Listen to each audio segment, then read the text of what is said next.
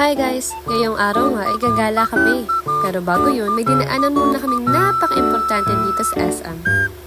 Nakaalis na nga kami at akala ko walang traffic. Aray ko.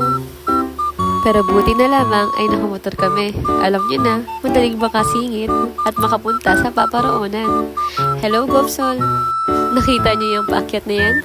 Oo, nakita ko rin. Congratulations, pareho tayong may mata.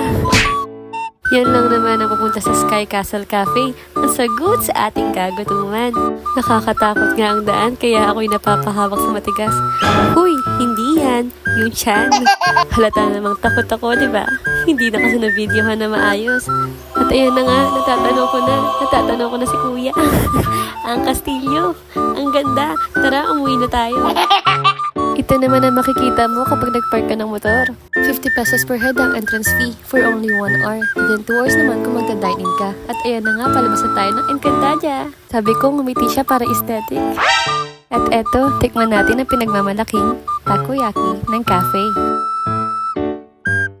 At syempre, tikman din natin yung sa kasama natin. Eto ang tinatawag nilang Octobits. Tignan nga natin. Ayun, meron. Try natin magkasama at kainin.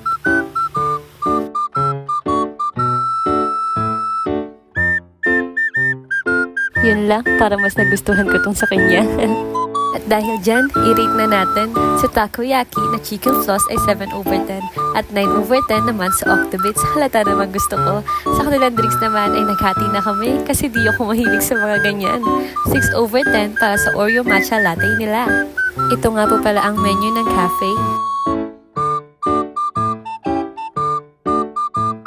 Charan! Nasa Chowking na tayo kasi patay gutom tayo.